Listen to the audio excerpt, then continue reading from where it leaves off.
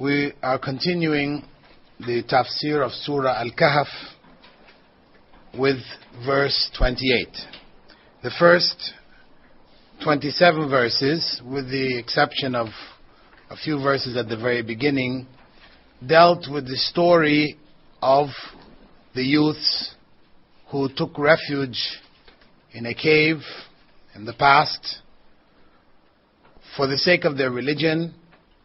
Allah protected them and caused them to sleep there 300 plus years and brought them back as evidence to people of a later generation that the resurrection, the bodily resurrection, was truth. And the story contained in it a number of lessons we spoke about, mostly concerning fearing Allah, that Allah would provide a way. But whenever the believers are faced with trials, as long as they fear Allah and they make some sacrifice for the sake of the religion of Allah, Allah will make a way for them. Carrying on now with verse 28, where Allah begins saying, وَاصْبِرْ نَفْسَكَ مَعَ الَّذِينَ يَدْعُونَ رَبَّهُمْ بِالْغَدَاةِ وَالْعَشِيِّ يُرِيدُونَ وَجْهَهُ وَلَا تَعْدُ عَيْنَاكَ عَنْهُ تُرِيدُ زِينَةَ الْحَيَاةِ الدُّنْيَا وَلَا تُطِعْ مَنْ أَغْفَلْنَا قَلْبَهُ عَنْ ذِكْرِنَا وَاتَّبَعَ هَوَاهُ وَكَانَ أَمْرُهُ فُرُطًا. Keep yourself content with those who call on their Lord in the morning and the evening, seeking His face. And do not let your eyes overlook them, desiring the pomp and glitter of the life of this world. And do not obey him whose heart I have made heedless to my remembrance, one who follows his own desires and whose deeds have become lost. In the first part of the verse, وَاصْبِرْ نَفْسَكَ مَعَ الَّذِينَ يَدْعُونَ رَبَّهُمْ بِالْغَدَاةِ وَالْعَشِيِّ يُرِيدُونَ وَجْهَهُ. Keep yourself patiently with those who call on their Lord morning and afternoon, seeking His face. Allah instructs the Prophet ﷺ and the believers to sit with those who remember Him, those who say La ilaha illallah, who praise Him, glorify Him, declare His greatness, and call on Him in worship for their needs morning and evening, all the servants of Allah, whether rich, poor, strong, or weak. This is an instruction. This verse is has general implications and specific implications. As I said, this verse contains general instructions as well as specific instructions. It's directed to the Prophet ﷺ first and foremost, and then to the Ummah. And it begins with a command for patience. وَاصْبِرْ نَفْسَكَ. That is, keep yourself patiently. Right? And this is a command for patience in righteousness. Patience is normally associated with trials and calamities. This is when we normally associate patience, to be patient when we are faced with difficulty, problems, etc. However, this verse calls for patience in righteousness. Ibn al-Qayyim, he noted that patience is required basically in three areas of life. The first, in worshipping Allah and following His commandments. Second, in abstaining from wrong actions. And third, in accepting Allah's decree and ruling, that is the qada and qadar. These three areas can be found mentioned in the advice given to by Luqman to his son in Surah Luqman, verse 17. يا بني أقم الصلاة وأمر بالمعروف وانهى عن المنكر واصبر على ما أصابك إن ذلك من عزم الأمور. O my son, establish regular prayer, enjoin what is just, and forbid what is wrong, and bear with patient constancy whatever befalls you, for this is firmness of purpose in the conduct of your affairs. Enjoining what is just includes doing what is good, and forbidding what is wrong includes abstaining from wrong action.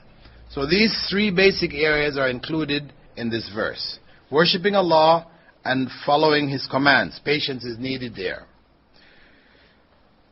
It is needed in the sense that in order to carry out Allah's instructions, one has to perform acts of worship regularly, sincerely, and with knowledge. Worship not performed regularly is of no real value. Meaning, on a very basic level, Allah's command, for example, with regards to salah, is to establish prayer. Aqim as-salah. Establish the prayer. The command is not merely to pray. These are two different things. People understanding that what is required of a Muslim is to pray, may pray only on Fridays, so we have the phenomenon of the Friday Muslim, or they may pray only in Ramadan, so we have the Ramadan Muslim, and so on and so forth. But this is not what is acceptable to Allah subhanahu wa ta'ala. This form of worship is what is known as precautionary worship, where a person worships in case. He is not certain about Allah. He worships in case there is Allah. So on the day of judgment he can say, well, at least I prayed on Fridays. I prayed during Ramadan, so I have some prayer behind me. Can I get through on this? But of course it doesn't work that way. Because what is required is the establishment of regular worship. Not praying according to our own desires. Because in that case, we're not submitting ourselves to Allah. So regular worship, being regular in all of the various aspects of worship, salah being only one aspect, and there are many other aspects, that requires patience, that a person be patient to stick with that regular worship. On the other hand, there is a danger involved in regular worship. The danger that things which are performed regularly and consistently can become routine. They can become routine. You need to do it regularly to establish it and to make it real, but at the same time, things which are done regularly can become routine, meaning that you get in the mode of prayer, but you lose the spirit. Physically, yes, you'll catch the prayers at their times, but the spirit of the prayer now can be lost. This is one of the reasons why a man who wanted to fast, one of the companions wanted to fast continually. The Prophet ﷺ discouraged him, in fact stopped him, gave him different options, 3 times in a month, twice a week. But when he insisted, he said, then fast the best fast, which is the fast of Dawood, fasting every other day. Fasting every other day is better than fasting every day outside of Ramadan. Outside of Ramadan, yes, Ramadan is set every day for that month. But outside of that, for the rest of one's life, it is better to fast every other day than to fast every day. Why? Because fasting every day, when we start Ramadan, the first few days is a greater struggle for us. After a while, you get into the flow and it just slides through. This is also why we're told not to fast those last few days before Ramadan. So you lose even that initial, struggle and spiritual, rise that you get from first starting the fast. Right? So the fasting immediately before Ramadan, a few days before, we're told not to. Leave those days free. Come into Ramadan without fasting on those days. So all of it to try to keep it as fresh as possible. So throughout life, if one wants to fast every other day, then you fast. You fast regularly, you fast every other day. So your system never gets a chance to be used to the fasting. You fast one day, the next day you're not fasting. You fast the other day, so each time you fast, though it may become a regular routine for you in the general sense, physically on the individual scale, it's new every day. Because it's every other day. Right? So this is to preserve that freshness and newness in the worship. But there are some aspects of worship which just require regular, anyhow. Praying 5 times a day, we pray 5 times a day, and that is the basic formula, the basic requirement of every Muslim. We don't make any excuses not to do this, because this is the basic minimum. One goes below that, one is in fact forgetting Allah. So, when we pray regularly, we have the danger of it becoming ritualistic, meaning that we lose our sincerity in it. So, if the prayer is not in order to please Allah, then that will be the case. So in order to protect it, it is necessary for us to make sure that our prayers are sincere, to protect us from falling into that trap. Checking on our own sincerity on a regular basis, whether it's prayers, whether it's fasting, whether it's whatever act of worship we're doing, which we do on a regular basis, we always check on our sincerity, check ourselves for sincerity. The second point that we should do, that we have to keep in mind in terms of regular worship, is that we don't deviate from the way of the Prophet Muhammad ﷺ. We don't deviate from the way of the Prophet ﷺ. Because again, things that are done regularly, done repetitively, you can find yourself, for example, in prayer, again, just keeping it on the basic prayer, that you start to pray faster. So your prayer in its format changes. So you're no longer praying as the Prophet ﷺ prescribed the prayer. You're praying your own way. You're running through it very quickly. The movements are all, flowing into each other instead of breaking and pausing in between each movement as is required. So one always has to keep in mind doing whatever act of worship we're supposed to be doing it in accordance with the Sunnah of the Prophet ﷺ. And secondly, we said, in maintaining sincerity in our acts of worship. Because we as human beings have a natural aversion for carrying out acts of worship. Because acts of worship require sacrifice. The human nature it tries to avoid sacrifice. If there's an easy way out, a shortcut, something which doesn't require effort on our part, then we are attracted to these things. This is why, people fall into different traps where people, are given formula, etc., excuses from doing what they have to do. They're given special prayers, for example, which will take the place of all the other prayers. For example, the what they call Jumatul Wida', which I was introduced to by some Pakistani brothers. We were doing a project on Ramadan and the things that needed to be noted in Ramadan that people should be aware of, and they mentioned to me Jumatul Wida'. So I asked them, well, what is this Jumatul Wida'? I'd never heard of it before. Wida' meaning farewell, right? The farewell Juma.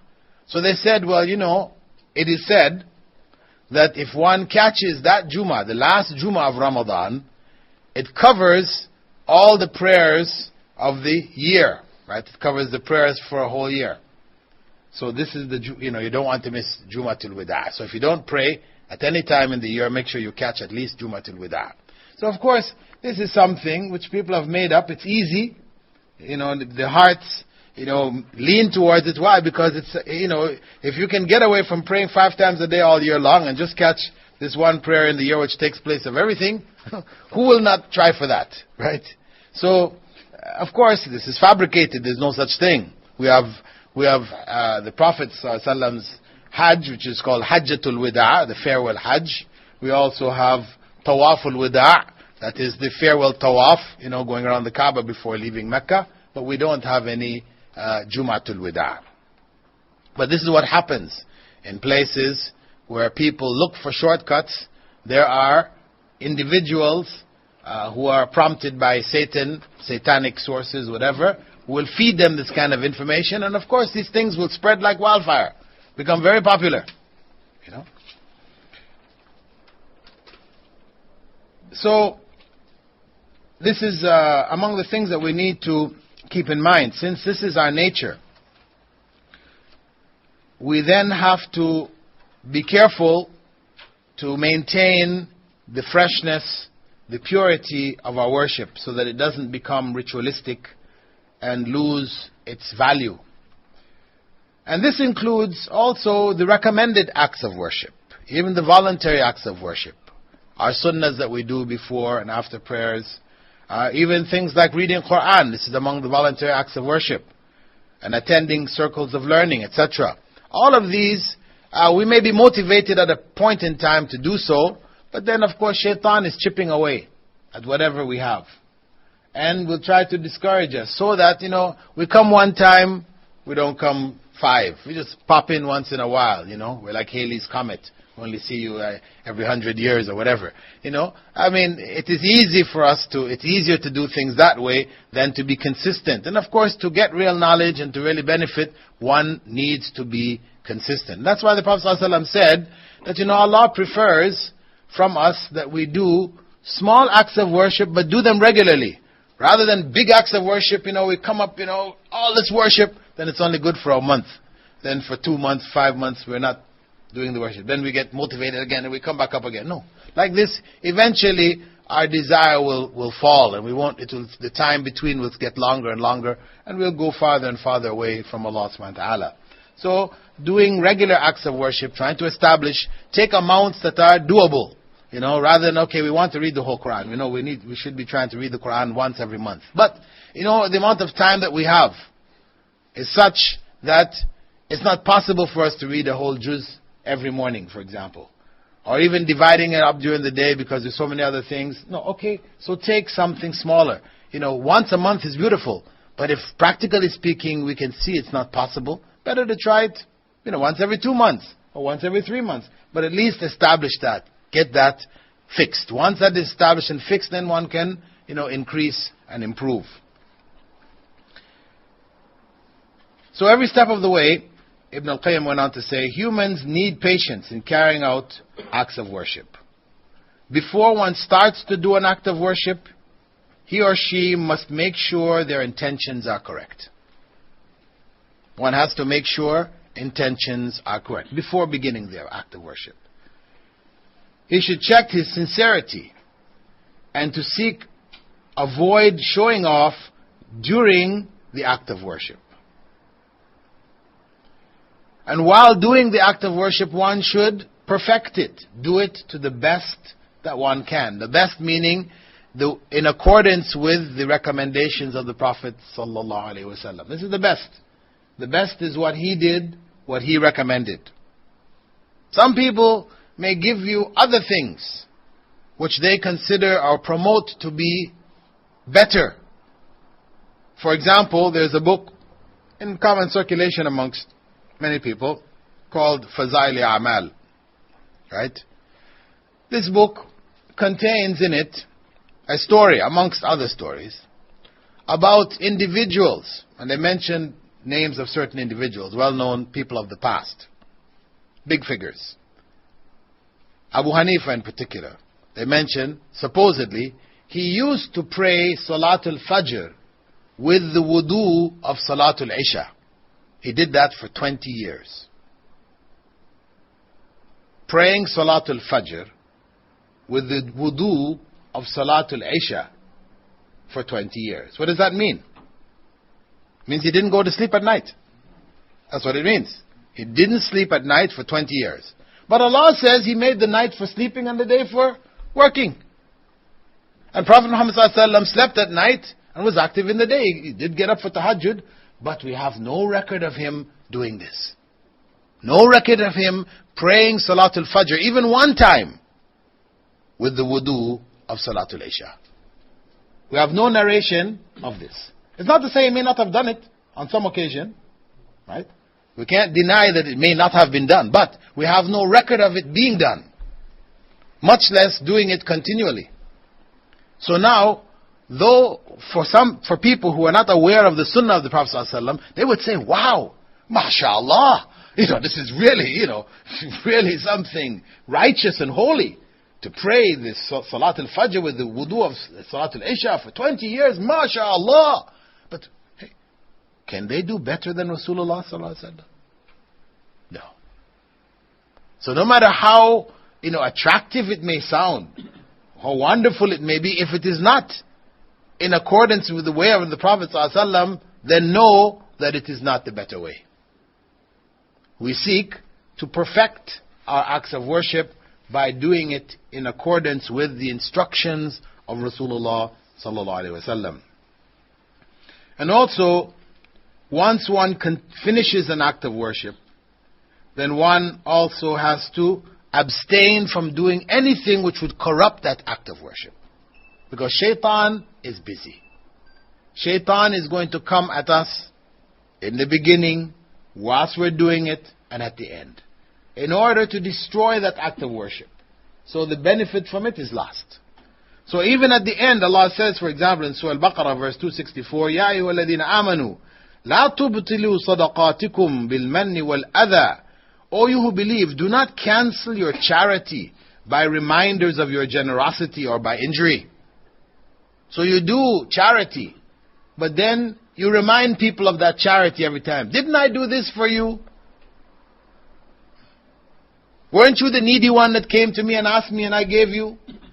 That just destroyed the value of the charity. So we have to be careful from the beginning to be conscious. What are our intentions? Is this for the sake of Allah, or is this to show people? Whilst we're doing it, are we doing it in accordance with the way of Rasulullah sallallahu alaihi wasallam? Are we doing it to the best of our ability? And at the end, have we completed it as Allah subhanahu wa ta'ala has prescribed for us, kept it pure, protected it from destruction? So one should exercise patience in refraining from admiring and feeling proud of one's performance, of one's act of worship, as this is more damaging than committing many other more visible wrong actions. Similarly, one should be discreet and refrain from telling others about his or her acts of worship. Not that it is haram in and of itself, or that it will destroy it, but there is danger there. That there is danger there. If one is doing acts of worship, the nature is that we want to tell people. Right? This is the nature of the children. You tell them to do good. When they do good, they're going to run and tell, I did this good thing, I did this good, because they want you to be pleased with them. And they want to hear your admiration, etc. That's the nature of children, and it's the nature of adults. Because we're only big children. Reality, we're only big children. The same things that we had, desires, etc. we had as children, we still have. Maybe they have been modified, they have matured, but basically the same forces are there with us. So, we have to be careful. Sometimes telling about an act of worship, a righteous deed, may encourage others to do that righteousness. And so it is in fact a good thing to tell others. But we have to be careful what our intention is. What is the purpose in telling others? Once it becomes for their admiration, we're destroying the original intention for the worship. Now, scholars of Tafseer, generally speaking, when they address this particular verse, or this portion of the verse, وَاصْبِرْ نَفْسَكَ مَعَ الَّذِينَ يَدْعُونَ رَبَّهُمْ بِالْغَدَاةِ وَالْعَشِيِّ يُرِيدُونَ وَجْهَهُ. Keep yourselves patiently with those who call on their Lord morning and evening, seeking His face. They commented that it was revealed regarding the poor among the immigrants, the muhajirun, like Ammar ibn Yasir, Suhaib, Bilal ibn Mas'ud, when pagan aristocrats requested that the Prophet ﷺ expel them and sit with them without their presence. There was an opportunity, an occasion, or possibly more than one occasion, when the pagan aristocrats wanted to sit with the Prophet ﷺ, and the Prophet ﷺ wanted to sit with them. But they were not comfortable to sit with people like Bilal, former slaves, Suhaib, Ammar ibn Yasir, and others. They didn't want to sit around with them because that's not their way. You don't sit with those kind of people. They were like low-class people from Meccan society. So they asked the Prophet ﷺ, if you can get rid of these people, we can sit with you, right? And this is the reason for this revelation. Actually, there's no actual narration from hadith to confirm this general comment held by many of the scholars of Tafseer. However, there's another verse in the Quran, in Surah Al-An'am, which carries basically the same meaning, which we can say explains each other. We can say it is likely that this was the occasion also, or it refers to this occasion.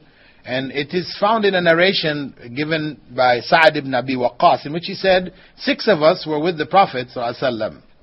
The idolaters said, tell these people to leave so they will not offend us. There was myself, Ibn Mas'ud, a man from Hudayl, Bilal, and 2 other men whose names I have forgotten. Allah's Messenger thought to himself about what Allah willed in such an occasion. Then Allah revealed, وَلَا تَطْرُدِ الَّذِينَ يَدْعُونَ رَبَّهُمْ بِالْغَدَاةِ وَالْعَشِيِّ يُرِيدُونَ وَجْهَهُ. Do not turn away from those who invoke their Lord morning and evening, desiring His face. This is Surah Al-An'am, verse 52, where there's a clear instruction from Allah subhanahu wa ta'ala to the Prophet ﷺ not to turn these people away. Right? So this, though it is in a different surah, it appears to be similar circumstance. So this is why the scholars of Tafsir have linked the two together. The nobles in the time of Prophet Nuh, they also did the same thing. They degraded Prophet Nuh and his message due to the fact that many of his followers were poor and uncultured. فَقَالَ الْمَلَأُ الَّذِينَ كَفَرُوا مِنْ قَوْمِهِ مَا نَرَاكَ إِلَّا بَشَرًا مِثْلَنَا وَمَا نَرَاكَ اتَّبَعَكَ إِلَّا الَّذِينَ هُمْ أَرَاذِلُنَا بَادِيَ الرَّأْيِ. The chiefs who disbelieved among his people said, we see you as only a man like ourselves, and we only see the lowliest among us following you, and they too followed you without thinking. Nuh rejected their arguments, their statements, in verses 29 and 30, saying, وَمَا أَنَا بِطَارِدِ الَّذِينَ آمَنُوا إِنَّهُمْ مُلَاقُوا رَبِّهِمْ وَلَكِنِّي أَرَاكُمْ قَوْمًا تَجْهَلُونَ. I will not drive away the believers. Indeed, they will meet their Lord. But I see you are an ignorant people. وَيَا قَوْمِ مَنْ يَنْصُرْنِي مِنَ اللَّهِ إِن طَرَدْتُهُمْ أَفَلَا تَذَكَّرُونَ. O my people, who will help me against Allah if I drove them away? Will you not reflect? And this is the nature of the message of the prophets, that those who first responded to the message tended to be from the oppressed segments of society. It's the same thing, for example, where Islam is spreading in America. People wonder, why is it that most of the people who are accepting Islam in America are black Americans? Why not white Americans? It's the truth. Well, the reality is that for white Americans, the status quo in general is okay. They're on top of the mountain, everybody else is below them. Society is functioning in their favor.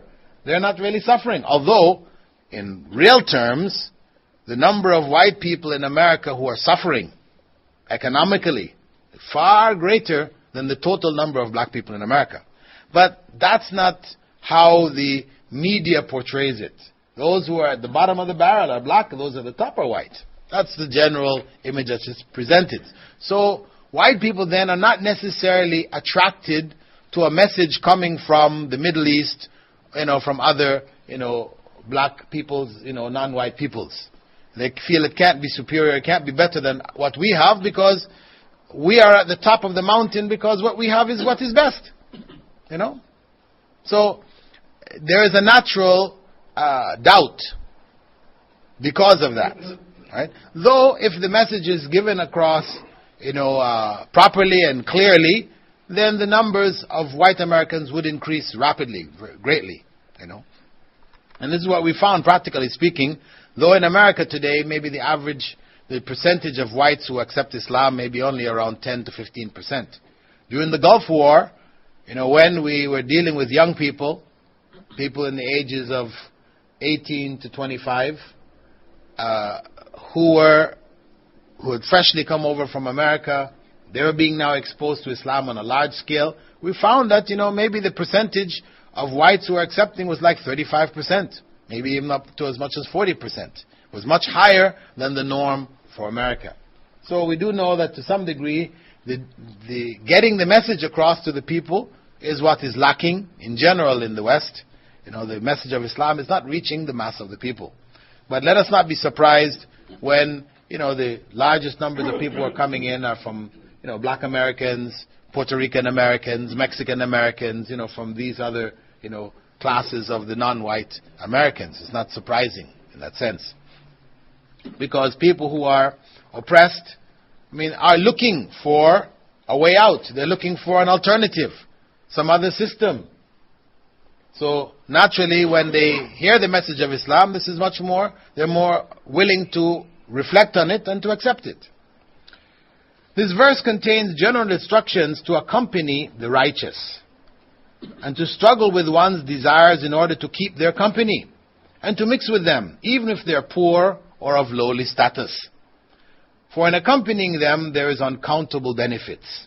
The importance of keeping good company was stressed in a number of statements of the Prophet ﷺ, which he said with regards to how we choose our friends, those people who we hang out with. In one narration from Abu Huraira, he quoted the Prophet ﷺ as saying, الرجل على دين خليله فلينظر أحدكم من يخالل. A man follows the religion of his close friend.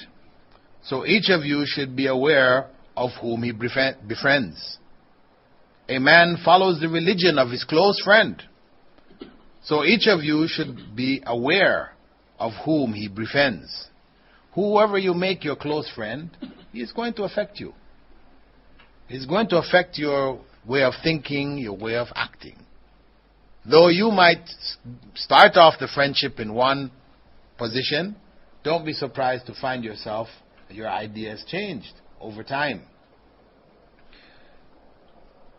The Prophet ﷺ had also said with regards to those whom we sit with, the example of the righteous companion is that of the perfume merchant.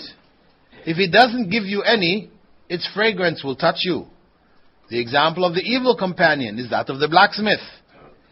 If his sparks don't catch you, his smoke will.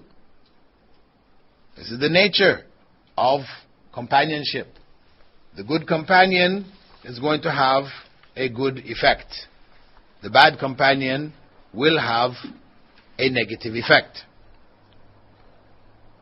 And the Prophet ﷺ was quoted by Anas ibn Malik as saying, "For me to sit with people who remember Allah Most High from the morning prayers until sunrise is more beloved to me than freeing 4 of Ishmael's children. And for me to sit with people who remember Allah from the afternoon prayer until sunset is more beloved to me than freeing 4 people." So the verse contains a general instruction to us, general advice to us to be careful about whom we make our close companions. Not necessarily meaning that you cannot befriend anyone unless he is righteous. No, you may befriend someone who is unrighteous in order to try to reach them and bring them into righteousness. Right? But those who become your close friends, who you depend on and who depend on you, these should be among the righteous, because they are the ones who will affect you the most. In the phrase yuriduna wajha, seeking His face, it means that they seek Allah's pleasure in their prayers and supplications. It is a reference to sincerity which is needed for one to benefit from his or her deeds. Without sincerity, righteous deeds become lifeless rituals, incapable of benefiting those who do them. Consequently, Allah subhanahu wa ta'ala, although He has prescribed that prayer prevents evil speech and deeds, corruption. إن الصلاة تنهى عن الفحشاء والمنكر ولذكر الله أكبر والله يعلم ما تصنعون. Indeed, formal prayer prevents corruption and sin, and remembering of Allah in front of the angels is greater indeed than your remembering Allah in prayers, and Allah knows best what you do. Though the prayer is supposed to have that impact, many people who pray regularly cannot restrain themselves from lying, cursing, backbiting, and other major sins of the limbs. There's also a point in this phrase, yuriduna wajha, that it identifies one of Allah's attributes, the attribute of having a face. And it is something about which people of the past, varied in their opinion. And there are those who interpret it away, saying it meant Allah. The face of Allah meant Allah, means the that of Allah, Allah's essence. Those who did this came under the category of particular groups known as the Ash'arites, or the Maturidites. This is groups which took this position. Whereas the mainstream group following the earlier traditions, who may be known as Salafites, or Ahli Hadith, or other terms were used for those who said, Allah said, or made reference to His face, we say Allah has a face. That in doing so, we're not making Allah like His creatures. Because this was the problem of the others. They were saying, it's making Allah like His creatures that have faces. We're saying, no, if Allah says, or makes reference to His face, then we have to say, Allah has a face. But how that face is, we don't get into. We know it is whatever it is that suits Him and befits Him, and it's not like anything we know, as He said, لَيْسَ كَمِثْلِهِ شَيْءٍ. And even in English, as well as in Arabic, we use the term face. For example, we talk about the face of the mountain. But when you talk about the face of the mountain, do you think the mountain has a nose and a mouth and eyes? Or the face of the clock? Do we think about nose, eyes, and teeth? No. So we use the term face, even in English, and it doesn't necessarily have to conjure up a face as we know it. Right? So, in the same way, Allah used the term, we accept it as He has used it, and we don't try to go into what it is like. But, no doubt, it is focusing, the phrase itself does call to us the concept of sincerity. They're seeking Allah. Whether it is Allah's face in the sense that on the Day of Judgment, when we enter paradise, we will be able to see Allah, as the Prophet ﷺ informed us, or whether it is from some other aspect that we're not certain of, we're not aware of. Whatever, in the end, it is seeking Allah. So sincerity is what is called upon here. The verse goes on to say, وَلَا تَعْدُ عَيْنَاكَ عَنْهُمْ تُرِيدُ زِينَةَ الْحَيَاةِ الدُّنْيَا. Do not let your eyes overlook them, desiring the pomp and glitter of the life of this world. In this portion of the verse, Allah prohibits the Prophet ﷺ from turning his view from the weak and poor among the believers, out of a desire to win over the rich and noble because of their worldly possessions and their power. However, it also contains a general prohibition from eyeing the glitter and glamour of this worldly life, which is repeated in a number of other locations throughout the Quran. For example, Allah subhanahu wa ta'ala says in Surah Taha, verse 131, وَلَا تَعُدَّنَّ عَيْنَيْكَ إِلَى مَا مَتَّعْنَا بِهِ أَزْوَاجًا مِّنْهُمْ زَحْرَةَ الْحَيَاةِ الدُّنْيَا لِنَفْتِنَهُمْ فِيهِ وَرِزْقُ رَبِّكَ خَيْرٌ وَأَبْقَى. Do not strain your eyes to see the splendor of this worldly life, which I have given for your enjoyment, or for enjoyment to various groups among them, in order to try them. And the provision of your Lord is better and more lasting. Do not strain your eyes to see the splendor of this worldly life, which I have given for enjoyment to various groups among them, among the disbelievers, in order to try them. It's a part of the test. And the provision of your Lord is better and more lasting. The Prophet ﷺ also encouraged his followers to avoid looking at the wealthy and noble because of the danger to the heart. What it can do to the heart. It creates in the heart what? Jealousy, greed. All these kind of feelings come up. These negative feelings arise in ourselves when we look to those that are well off, better off, doing good in society, etc. And we seem to be lowly. That's why the Prophet ﷺ said, look to those below you and not to those above you, for it is better in order that you don't belittle Allah's blessings on you. انظروا إلى من أسفل منكم ولا تنظروا إلى من هو فوقكم فهو أجدر لا تزدروا نعمة الله عليكم. And since human beings cannot help looking at those more fortunate, though the Prophet ﷺ has told us, our nature is that we want to look to those more fortunate. We still go and peer at these people. So what happens when our natures overcome us and we end up looking at these people? Prophet ﷺ gave us another piece of advice. إذا نظر أحدكم إلى من فضل عليه أو فضل عليه في المال والخلق فلينظر إلى من هو أسفل منه. If one of you looks at someone who has been favored over himself in wealth and form, let him look at someone below himself. Let him look at someone below himself. So, this is the prophetic advice, that we look to those below ourselves because that reminds us of Allah's favor on us. When we look to those above us, we forget Allah's favor. And this is what the society promotes. This is what the media promotes. Always, the life of the rich and famous is what is presented to us. And we're encouraged. So most people end up living beyond their means, out of this desire to want to live that life, And that is everywhere. You may be very surprised to know that many people in this country, because we think of the people here in this country as being very rich, and in fact, per capita, they are some of the richest people in the world. Per capita, per person, the amount of wealth in the country divided up by the number of people in the country, they are the richest in the world. But, in fact, there are many poor people here. People who are not that rich. But what happens is that because of the lifestyle and what is promoted here, they live beyond their means. So you'll see people, sometimes, they're living, you're going to the city, into places in the city, where houses are quite old and ramsack looking, And then you see somebody parked outside there with a Mercedes, 525 or whatever it is, the big one, Hey, you'll see that. You wonder, what is that doing there? Somebody visiting? No, it's a guy living inside there, owns it. So, he'll buy it on credit. Because as long as you're a local, you can get unlimited credit. So, they will live way beyond their means. And of course, it's not just confined here in America. Most people don't own their own homes. They're living on credit.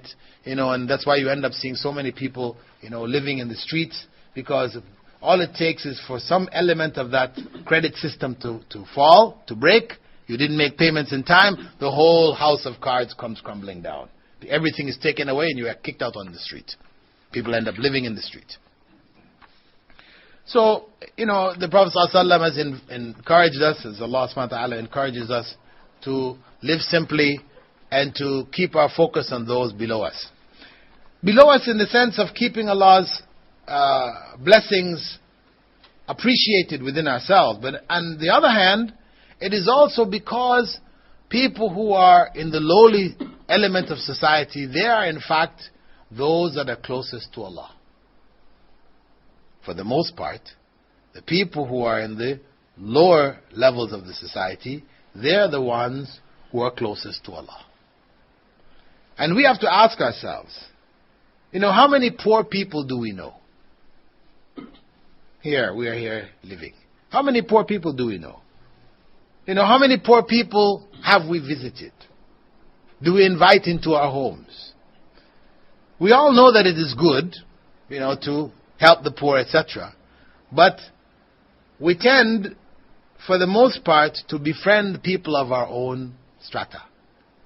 Isn't it? Even with the best of intentions, right? If we look around ourselves and see who are our friends, they're people from our own strata in the society. And this says something. It is something that we should reflect on.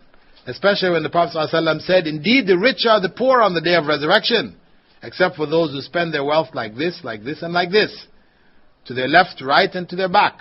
But such people are few in number. Such people are few in number. Sahal ibn Sa'd As-Sa'idi, he said, on one occasion, Prophet ﷺ was sitting with some of the companions, and a man came walking by.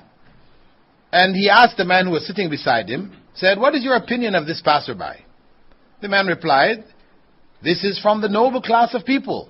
By Allah, if he were to seek a lady's hand in marriage, he would be given her hand in marriage. And if he intercedes for somebody, his intercession will be accepted. Allah's messenger remained quiet, and then another man passed by. And he asked the same man, what was his impression concerning this person. And the man said, O Messenger of Allah, this person is one of the poor Muslims.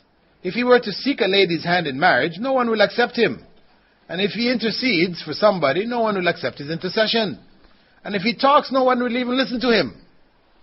Allah's Messenger said, this poor man is better than a number of the first type large enough to fill the earth. This poor man is better than a large number of the first type. The one we talked about was noble. A number so big as to fill the earth, he is better than them. But how do we perceive those who are poor? And that's what it comes back to. We owe it to ourselves to make an effort to implement Islam on this very practical level. To have within our circle of friends some who are poor.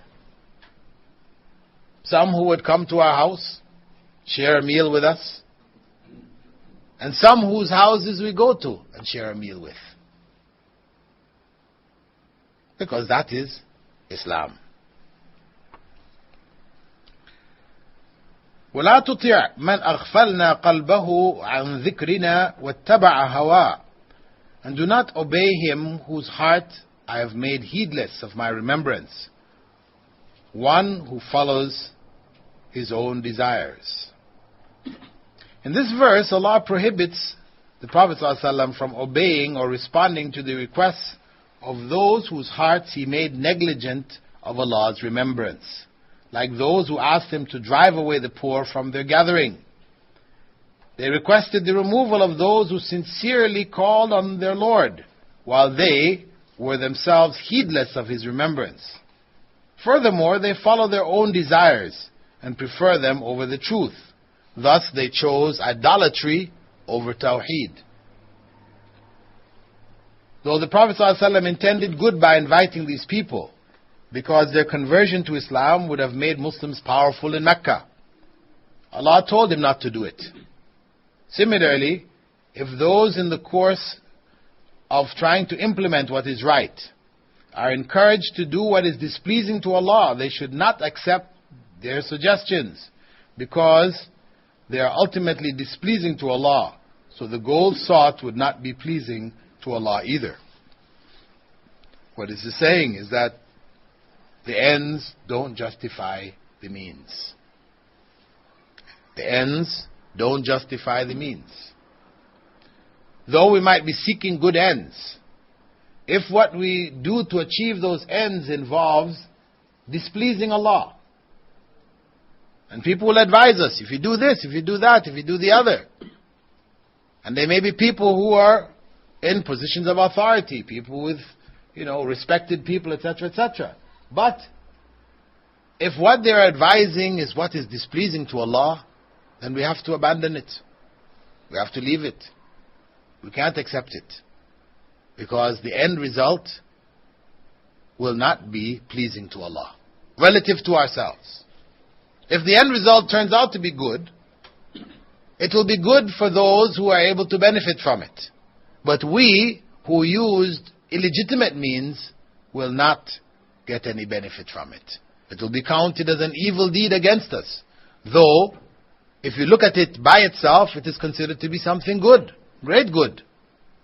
Because the means from the Islamic perspective determines the ends. The means determine the ends. Ibn al-Qayyim, in looking at this final portion of the verse, وَلَا تُطِعْ مَنْ أَغْفَلْنَا قَلْبَهُ عَنْ ذِكْرِنَا وَاتَّبَعَ هَوَى, he mentioned that this portion of the verse contains a rebuttal to both sects of the Qadirites. The Qadirites, or Qadiriyah, are those who say, on one hand, we have no free will, and those who say, on the other hand, that we are completely free. Allah does not make us do anything. Okay? These are two extremes. That we are free to do whatever we want. Allah is not prescribing any actions for us. And on the other hand, because this has to do with qadar, qada and qadar, that's why they use the term qadariyah. On the other hand, those who say that whatever we do is what is already written for us, we can't but do what we do. This verse rejects both arguments, because Allah says here that He made the creature's heart heedless of His remembrance. Man aghfalna qalba, one whose heart I have made heedless. Then the person was heedless. That is the act of the person. Allah made his heart heedless and he became heedless. And when Allah goes on to say, وَاتَّبَعَ هَوَى, and he follows his own desires, this is his act. As a consequence of his heedlessness, he follows his own desires. That's his own act. So, from the Islamic perspective, whatever we do is written. It is already written, known to Allah, the fine details of it. But at the same time, we do make choices. There are some elements in our lives we know. When you make a choice, whether you're able to implement that choice or not is another question. How many things have we decided to do and we're unable to do it? Through no fault of our own, meaning that we put our full effort into it, but just things didn't come together. The circumstances just weren't right. We have different explanations we use for it. But in other words, Allah's qadr did not allow us to do it. And how many other things that we choose to do and we are able to do it? Allah's qadr permitted us to do it. So, the implementation of our decisions may be ours, we make the choice, but the implementation of the choice is with Allah subhanahu wa ta'ala. So there's a combination in our lives of both elements. That which Allah has intervened, permitted or not permitted, and that which the human being chooses. But all of it was already known to Allah. Whatever we choose was already known to Allah. That is the completeness, the knowledge with regards to qadr, which we have to accept is with Allah subhanahu wa ta'ala. So that covers basically this verse. We have a few minutes to the adhan. Would you like to ask any questions on what we have covered so far? In the very beginning you mentioned the request that was made to Nuh alayhi salam regarding leaving the poor people or removing them. What was the surah? The reference for this? The reference in Surah Hud, verses 27, this was the request to give up or leave the lowly people. And Prophet Nuh's rejection is in verses 29 to 30. This can also be found in Surah Ash-Shu'ara. Surah Ash-Shu'ara, verses 111, same request. And the rejection, 114 to 115. Further questions? Recommended acts of worship. I heard that when you're finishing praying to Sunnah Fajr, after that, if you lay down, that's not extra worship, and then you go to the mosque. Do you have any? Okay, brother's question concerning praying 2 units, I guess the sunnah of Fajr, then laying down and then going to the masjid. That this was from the sunnah. To be honest, I don't really recall this. I do recall after tahajjud, him lying down and then getting up with the adhan and going to the, to the masjid and praying the 2, or praying it in the home and then going. But laying back down after praying the 2 of Fajr, I don't recall this.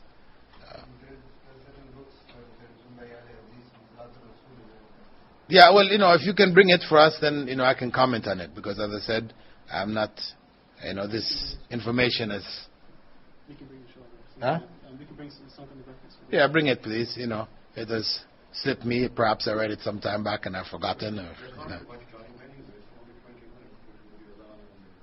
Yeah, but the Prophet ﷺ's masjid, was right next to his home was right next to the masjid. He opened the door and went straight in to lead the salah. So, it's not to say it may not be there. As I said, I'm not to deny it. The knowledge is not there with me at the moment. So if you can bring it next time, we can look at it and we'll get some response for you, inshallah. 2 questions from the women's side. If a person wants to do an act of worship and they detect insincerity in themselves, should they go ahead and do that act of worship or not? And just struggle with themselves? Well, yes. It is better to struggle with oneself and struggle with one's sincerity and go ahead and do the act than not to. Because, of course, shaitan, one has to be careful, can come and whisper to us and put doubts in so many of our acts. So you can end up being, neutralized. Because if you really get to the bottom of virtually anything we do, maybe you'll find some element of insincerity there, somewhere. So, on one hand, you don't allow Satan to stop you from doing righteousness, by creating a doubt that there is some element of sincerity. Because to the degree that one is sincere, one is rewarded. So if you're sincere 50%, and there's a 50% element of insincerity, at least, inshallah, you'll get 50% of the reward. So you don't give up, and abandon acts where one has doubts about, one's sincerity or the degree of one's sincerity. The other question concerning blame for acts, where a person tries to do the right thing, and it turns out in the wrong way, and we blame these people. Should we blame these people, or we just say it's Allah's qadr and there's no blame involved? Where do we put this? Is this a person's choice, or is it Allah's qadr? Well, in reality, of course, if the person has tried their utmost, and they've done what they were supposed to do, then in the end, if it doesn't happen, we really can't blame them. It is Allah's qadr in that sense. But, if a person hasn't tried their utmost, they haven't done what they were supposed to do, they're doing it at the last minute or whatever, and then they want to say, well, no, don't blame me, this is Allah's qadr. We say, no, there is blame here. There is room for blame here because you haven't done what you're supposed to do. So there's a fine line here. Our tendency is when people don't do what they're supposed to do, for one reason or another, we blame them. But truly, if it isn't their fault, then they, of course, Allah doesn't hold them to account. There's no punishment on them for it, for not having done what they promised to do or whatever. Question concerning tahajjud. Should we get up in the last third of the night, or is it okay to do it like 10 minutes before the adhan of Fajr? Which in fact is better. Of course, what is better is the last third of the night. But if one oversleeps and that's when one gets up, then doing tahajjud at that point too is acceptable also. Before the adhan of Fajr, tahajjud can be done. Is there any harm in taking your oath with Allah for doing something good? What do you mean by taking an oath with Allah? Promising to do something good for a certain period of time. for constraining ourselves or something like that. Okay, are you asking for consequence with it? You mean that if I do this, you will do this? Yes, yes. Huh? And suppose I'm not able to complete it. Well, okay, this is not so clear. You're talking about making an oath with Allah. You're making what they call nadhar, really, yeah? Nadhar. You're saying, Allah, if you do this, I will do this. Right? And Prophet ﷺ didn't encourage this. He said this is, righteousness being extracted, by force from the stingy. Right? If you're going to do it, do it. If it's a good thing to do, do it. But to say, oh Allah, still, it is permissible. It is permissible that if Allah does so and so, you make this oath that you will do so and so. Right? If you give me a baby boy, I'm going to do this and that, because you've had 10 girls in a row, whatever, You got desperate. Whatever. The point is that, if you make that oath that you're going to do so and so, then you have to do it. Now that becomes an oath. And if you break it, then you have broken an oath, for which you have to do atonement. About witr salah. After tahajjud is better or maybe some people witr after tahajjud. The brother is asking whether witr after tahajjud is better. Yes, this is when witr is supposed to be. That is the norm. Witr is done at the end of tahajjud. You end your tahajjud with witr. Maybe with 1 unit of prayer. Could be with 3 or with 5. There are variety as long as it's an odd number. Right? That was the sunnah of the Prophet Muhammad. However, some of the companions like Abu Bakr and others, they did pray witr after Isha for fear of not getting up at night, so they would get the reward of the witr. But that is like second best. What is best is to do it in the night at the end of tahajjud. And if you miss, and if you sleep, if you intend to do it, in the last third, then you sleep through it, what do you do then? Can you do that? Well, brother's question, if you miss your tahajjud and you oversleep into fajr, can you make qada? I do recall some narration of the Prophet ﷺ, okaying the doing of tahajjud because of the intention, after its time. And when's the best time? Before fajr, or you stop, you just... No, well, you see, by the adhan? well, if you're woken up by the adhan, if you do it at that time, it should not affect your obligatory prayer, because what is primary is your obligatory prayer. So if you get up and there's only enough time, for you to make the sunnah which is required of you at that time, and to go and pray the fard, then you don't pray it then. You can pray it after the fard. Okay, we have a clarification that the time when the Prophet ﷺ had okayed the praying of tahajjud, making it up, was from Salat al-Duha until Dhuhr. That this was the time recorded in hadith. And that, of course, between the 2 sunnahs of Fajr and the Fajr prayer, then we know that they're not supposed to do any other prayers. And this is as a norm, Prophet ﷺ prohibited the 2 sunnahs of Fajr. Between that time and doing the fard, no other prayers should be done. So even if you had other prayers to make up, it should be done after that time, after the fard. Somebody wanted to ask a question? Go ahead, brother. About the blame, there was a question about the blame between 2 parties. What if it is not so very clear that which party had not taken this task more sincerely, and one party is blaming the other that because of you such and such thing happened, and that party claims that no, I tried my best. So how do they react? How do they resolve this matter?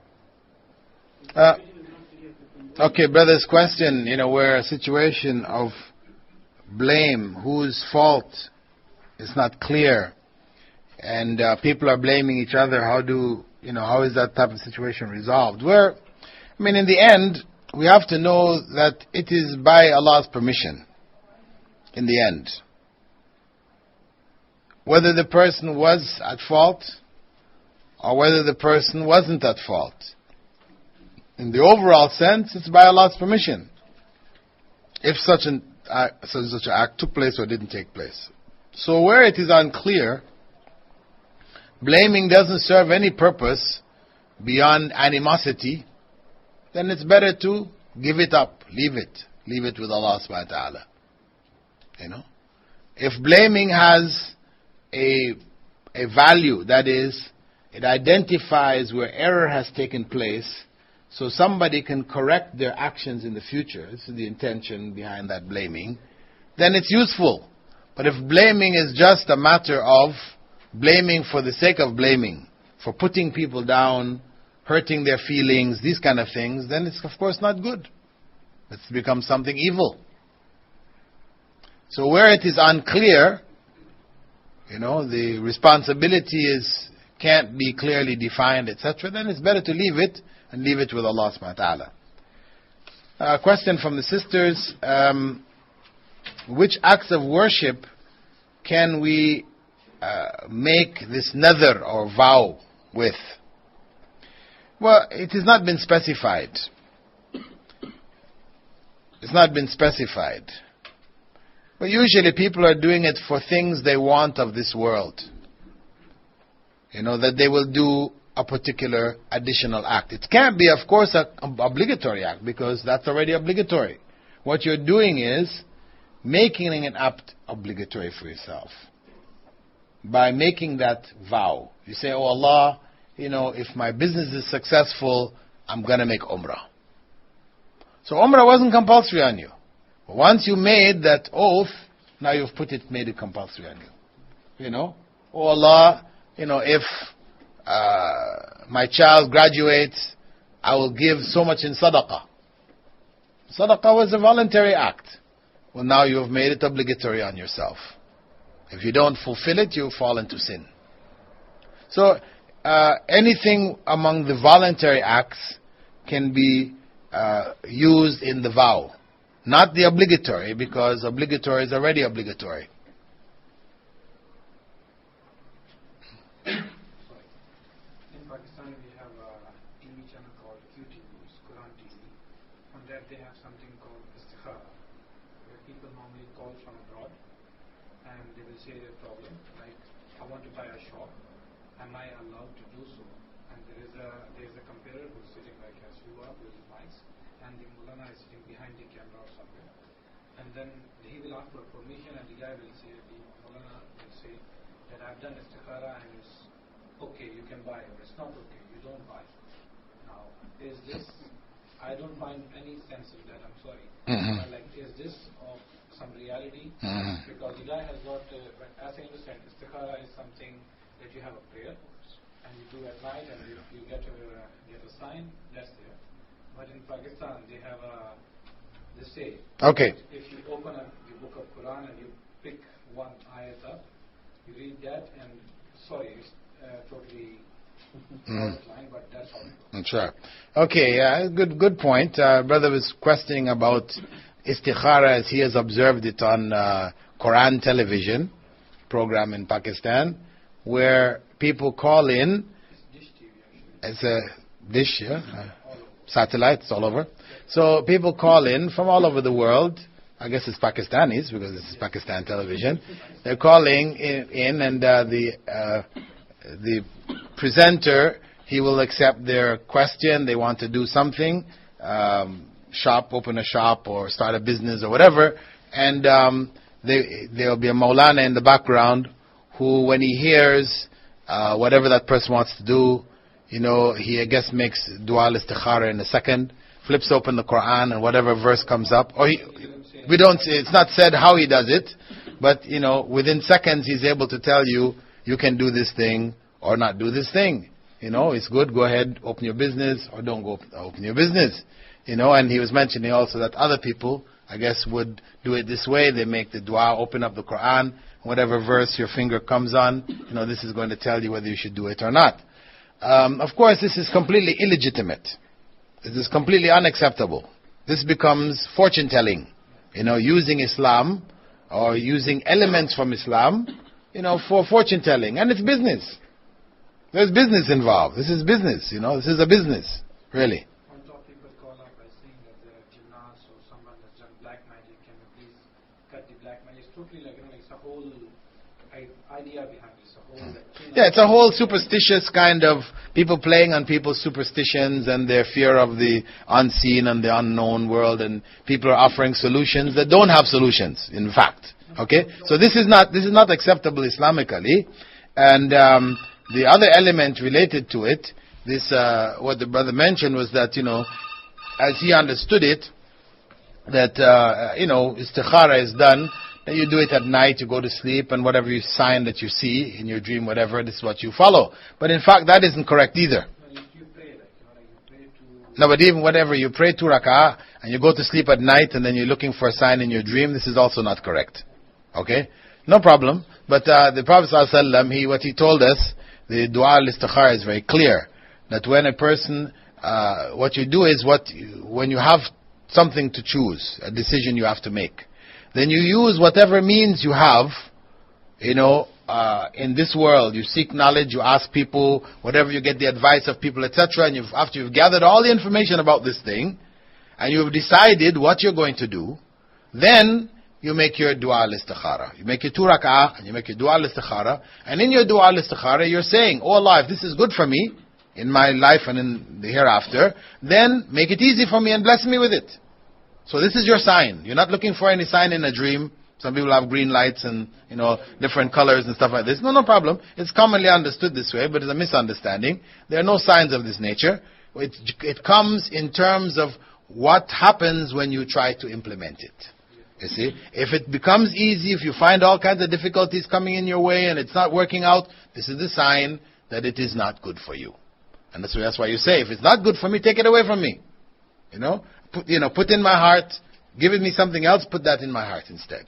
So this is your dua. It's very clear if one reads the dua, that it's something not only that you do yourself, but you have to do it for yourself. Nobody else can do it for you. You can't ask your mother, your father, Maulana, anybody else to do istikhara. You have to do it for yourself. Because the whole nature of the hadith, how the Prophet ﷺ said to do it, it is directed to the individual himself or herself. They have to do it themselves. Okay. Pardon? It is incorrect? Well, that's another issue.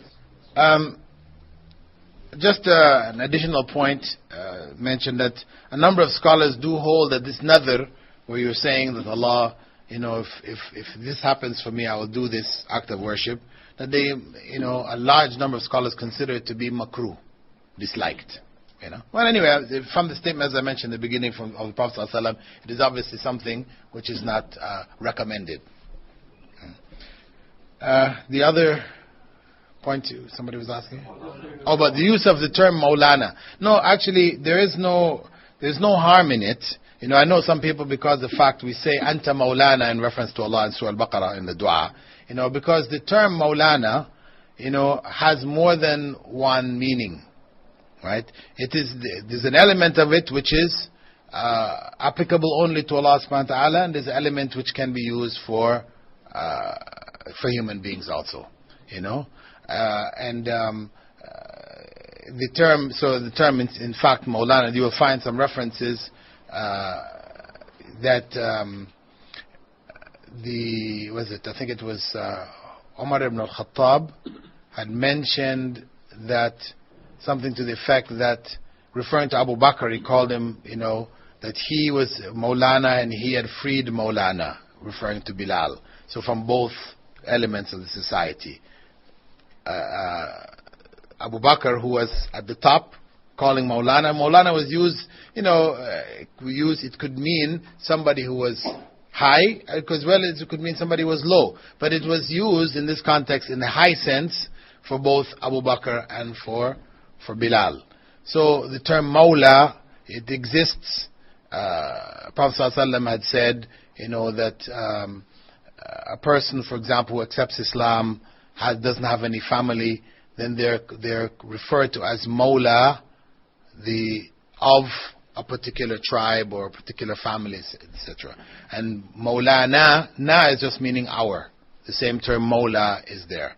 So it is a term which is applicable both to Allah as well as to human beings. What is the actual meaning of, what's the actual meaning of Mawla? Is it friend or? No. As I understand, it means friend. No, Mawla, Mawla, it could mean servant or it could mean master. It means both. It's a word which has opposite ends of the spectrum. It carries both meanings. Servant or master. We are very simple over there in Pakistan. Anybody who's got a beard is very Mawla. Yeah. It was just like the use of the term sheikh here, sheikh. So it's...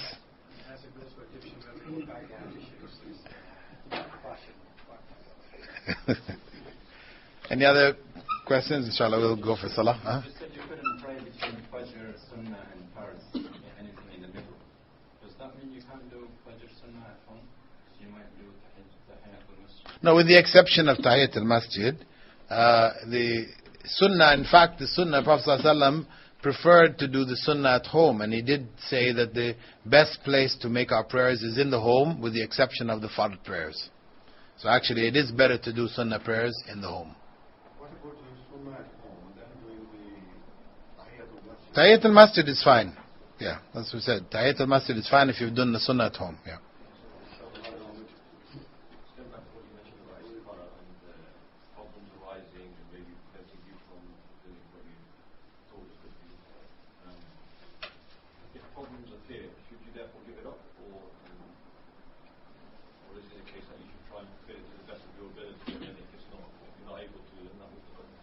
Well, brother's questions with regards to, knowing which way istikhara is going.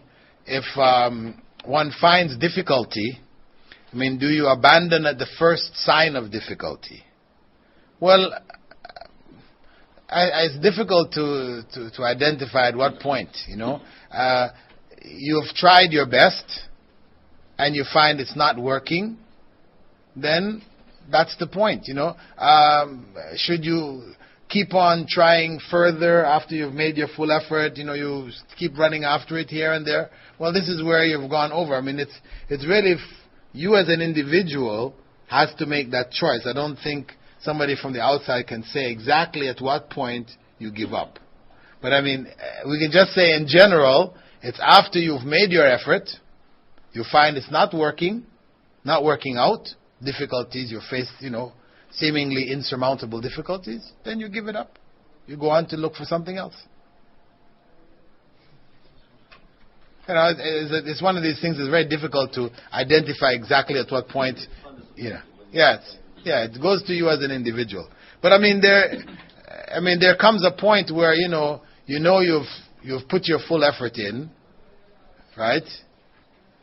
And it's not just the first sign of difficulty, but now you've gone overboard. At that point where you're going overboard, it's still not working, then that's when you need to stop.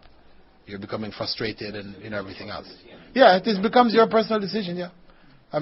You've asked Allah to show you, and then the question is, do you want to be shown? When He's shown you, are you ready to accept it? In the end. Okay, we'll stop here. Subhanakallahumma wa bihamdika. Nashhadu an la ilaha illa ant. Nastaghfiruka wa natubu ilayk.